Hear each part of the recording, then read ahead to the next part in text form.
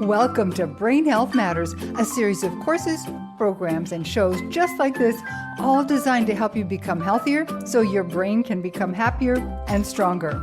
This week, a cornucopia of research and news that you can use to improve your brain and overall health. That includes the effects that anesthesia can have on your brain and the mental health ramifications of taking antibiotics.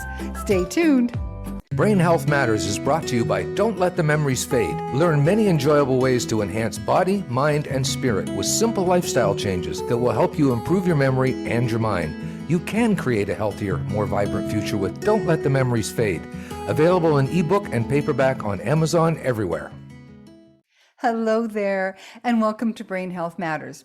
I'm your host, Kate Kunkel, and this is the second in my summer solo series for 2022. You know, every day we see news and articles about dementia or the microbiome and or autoimmune disease, and it's not really much of a surprise because those three things are at the root of so much pain and suffering. Loss of memory and cognitive function, depression and anxiety, chronic pain, gastrointestinal problems. Every time I talk with a new client, those are among the problems they're having. Now, much of it has to do with lifestyle, which means there is something that we can do to take control. That's despite the assertions from allopathic medicine that there's nothing to be done except managing those symptoms with drugs. Well, if you're here with me, you know that I don't believe that, and we are going to look at some things that crop up often that we have some control over. We learn more about the root cause of things every day, so we're going to do what we can to show this to you so you can help alleviate them if you're suffering from them.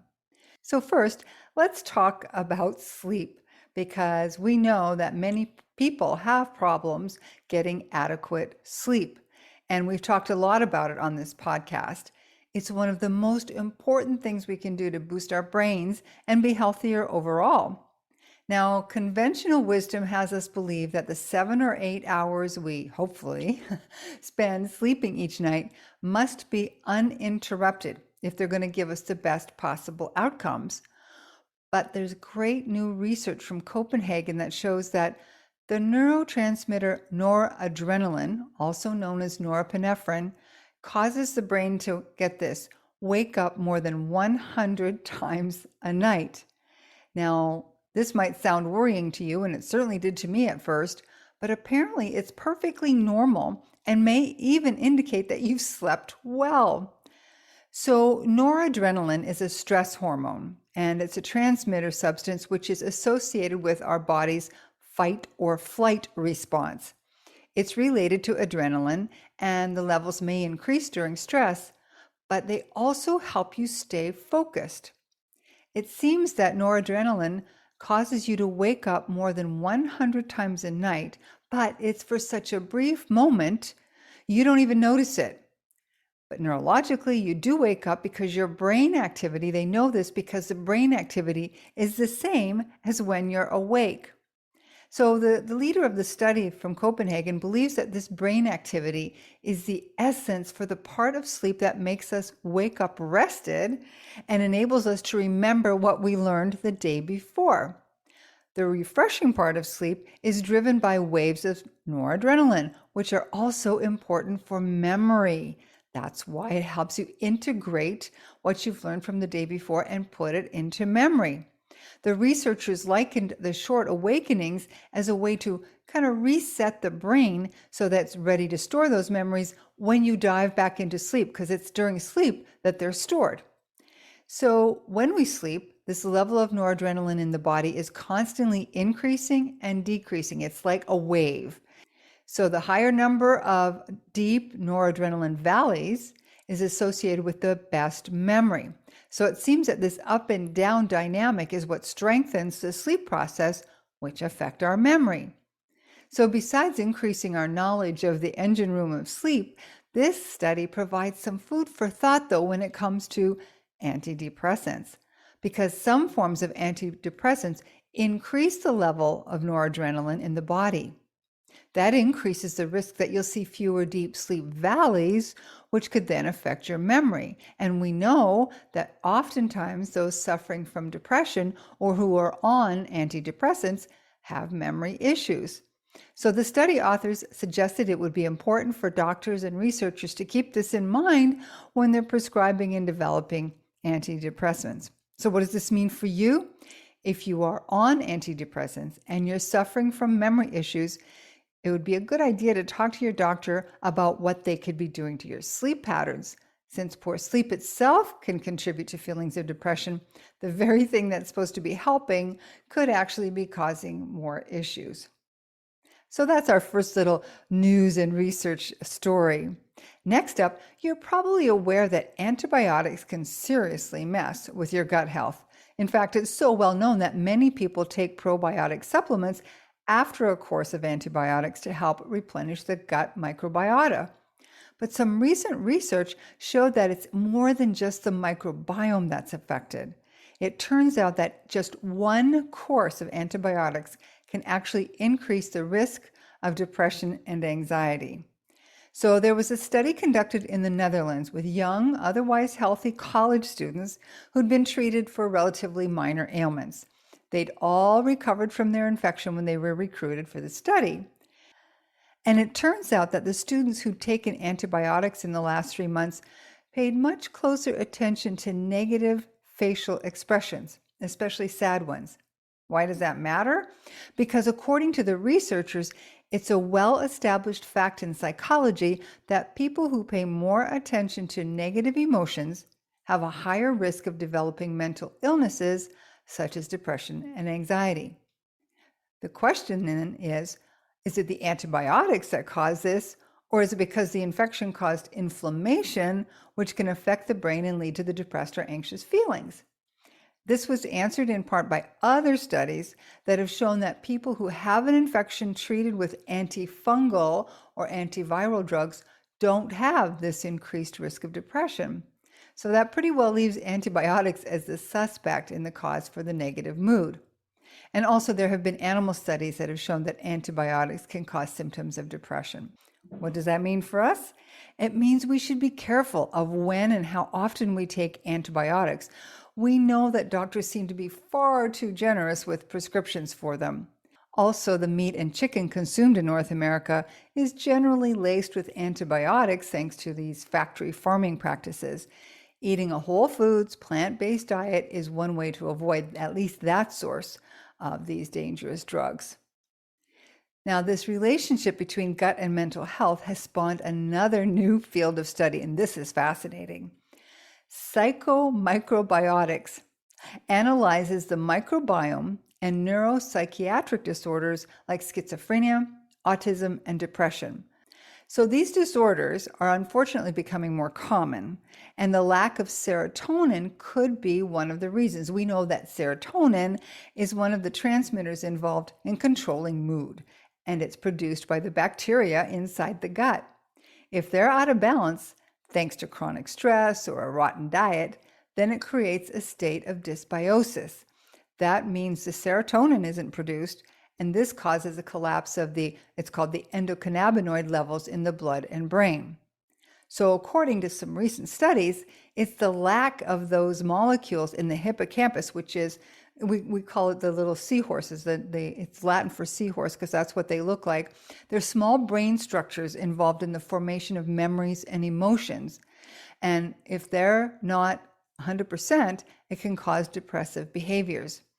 The good news is those disorders disappear when the diet's supplemented with a family of gut bacteria called lactobacilli. I'm sure you've seen those in the probiotic section.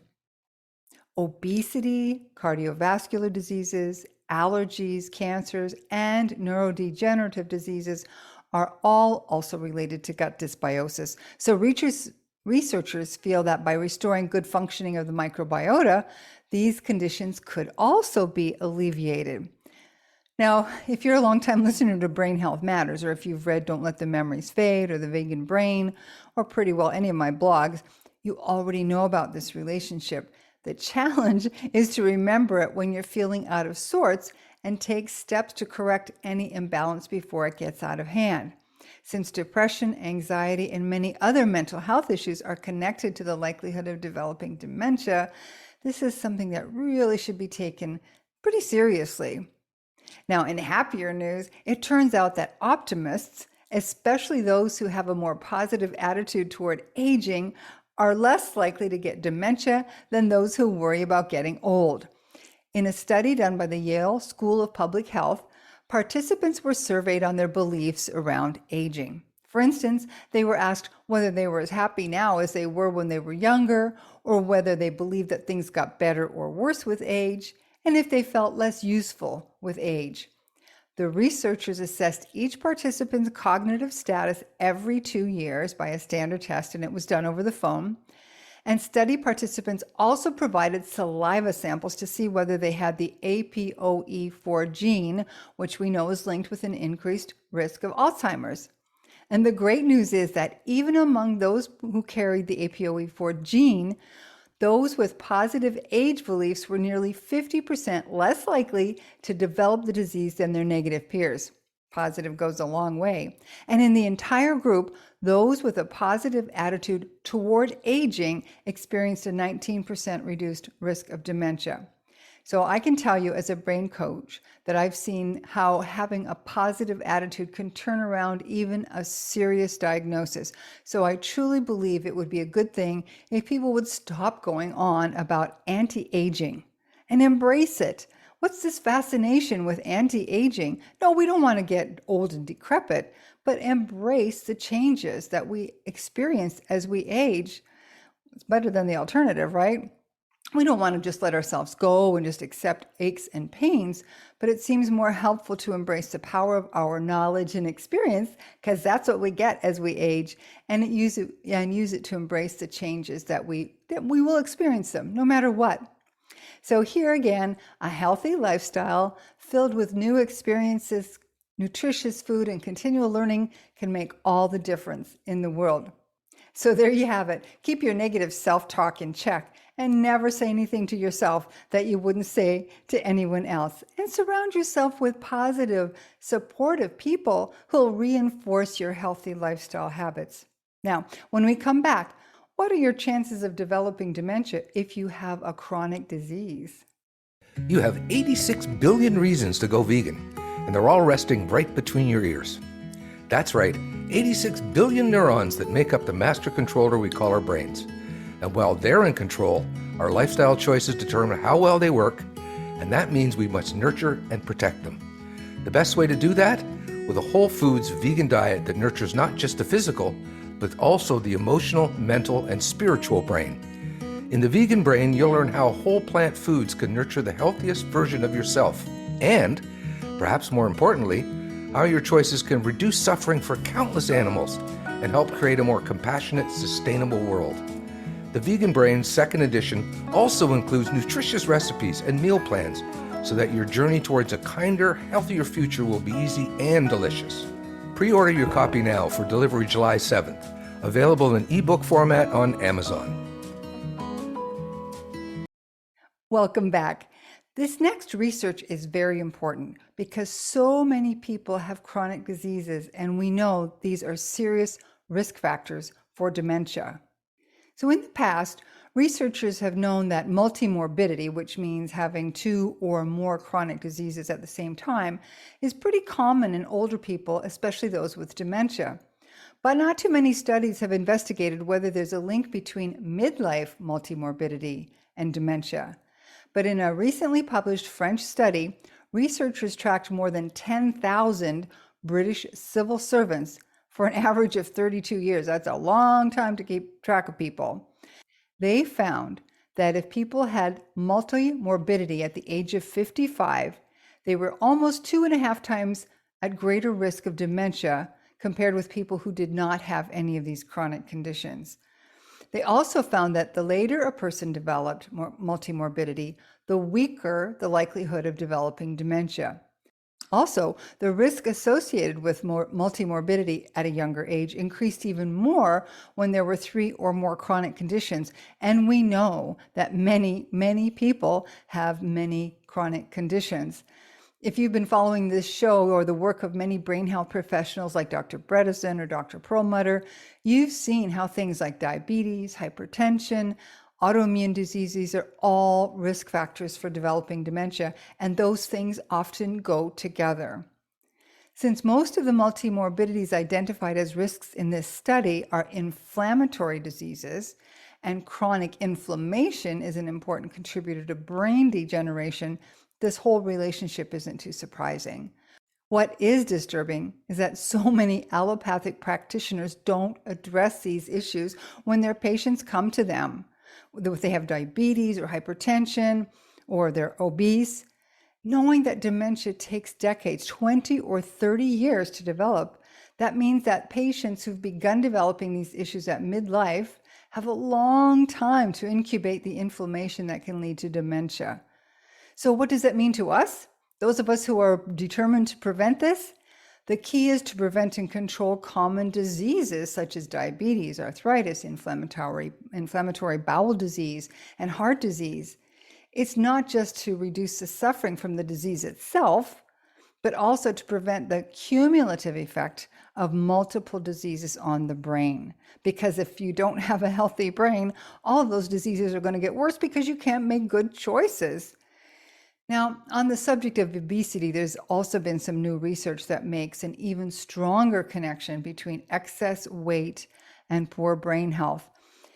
In the latest bulletin from the Journal of the American Medical Association, a warning was loud and clear. Obesity is now the top modifiable dementia risk factor in the U.S. It's leading to more cases than any of the usual suspects, including depression, smoking, diabetes, high blood pressure. All of those things pale in comparison to obesity. And about a third of dementia cases in America are now associated with some combination of these factors. According to the study quoted in this bulletin, midlife obesity was a contributing factor to about 18% of cases of dementia in America. We know that dementia is vicious and cruel. It's devastating to the family members. I speak from experience here, but it also imposes a severe burden on everyone around the victim. Employers, caregivers, the cost to the economy of dementia in the United States alone is nearing $300 billion a year. Think about that for a moment. And this is in large part preventable with simple lifestyle changes. So you'd think the medical establishment would be tackling it, urging crackdowns on a food industry that seems to be pushing edible crack, and that kids would be taught about better nutrition in schools instead of some of the other more questionable topics. And maybe it would be better if instead of subsidizing processed food, there'd be a concerted effort to help families eat whole foods and a nutritious diet. That doesn't seem to be the way it is. We cannot depend on governments or a sick care industry to make the changes. It's up to us to look after ourselves and our loved ones and do what we can to share the importance of good nutrition and exercise. Now, I'm sorry, but I just had to get on my soapbox a bit there. I'm just so disappointed with a system that seems to almost encourage illness and obesity. It doesn't make any sense to me. Anyway, there's one more important piece of news that I wanted to share with you in this solo Brain Health Matters, and it's by Dr. Amen. Well, Dr. Amen shared this study. Did you know that when you go under the knife and you're anesthetized, you're putting your brain function at risk? Now, research indicates that 25% of patients over 75 undergoing major surgery will experience significant cognitive decline following the surgery. Half of them will suffer lasting brain damage. There's even a name for this. It's called post-operative cognitive dysfunction, or POCD. I covered a bit of this previous research on this in Don't Let the Memories Fade, but there's new research that's come out and gives us a much clearer understanding of post-surgical cognitive decline. A patient is diagnosed with POCD when deficits are observed in some areas of cognition like attention, focus and concentration, memory, executive function, psychomotor speed, how fast they can do things. And it usually develops over a period of about a week or a month and lasts sometimes for an extended period and sometimes permanently. So as you can imagine, the consequences can be pretty big. Patients with POCD are at a risk of losing their jobs, their independence, and their basic quality of life. And it's not just seniors who are at risk. It can affect young children as well. A study published in Pediatrics found that children who underwent general anesthesia under the age of 4 years later showed lower IQ scores, diminished language comprehension, and lower gray matter volume in their brains. Cardiac surgery patients are also at risk, even if they're only in their 40s or 50s. They can have cognitive decline lasting up to 6 months post-surgery, and that occurs in 20 to 30% of patients undergoing cardiac surgery. So this is a big deal, people, and people with pre-existing cognitive health issues are even at greater risk. We're not sure 100% why it happens, but right now experts believe that it's the result of the stress and inflammation, again, we get to inflammation, triggered by surgery and anesthesia on sensitive high-risk brains. Major surgeries are inflammatory by their very nature, right? And since the brain itself contains the largest density of inflammatory receptors in the body, it makes sense that it would be especially vulnerable. So sometimes we just have to have surgery. So what do we do to avoid this possibility? First, discuss it with your medical doctor. Talk about your condition at the time. Maybe you can have a shorter duration of exposure to anesthesia because that can help diminish the risk.